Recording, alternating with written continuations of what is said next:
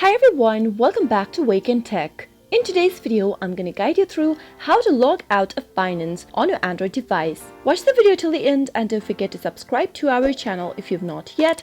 Also press the notification bell icon so that YouTube will notify you whenever we post a new video. If you are done using your Binance application for the day and you'd like to log out of your account, then here's how to do it. Open up your Binance application and from the home page of Binance, tap on the human icon located at the top left-hand corner. Once you do that, you'll be able to see these options displayed on your screen. Scroll all the way down until you see the Log Out button at the bottom. Tap on Log Out in order to log out of your Binance. Your logout has been successful. If you ever want to log in back again, simply tap on the Sign Up or the Login button at the top and then enter your credentials in the text boxes. And you'll be logged into your account back again. That is how you'll be able to do so. I hope the tutorial was helpful to you. If it was, go ahead and give us a thumbs up.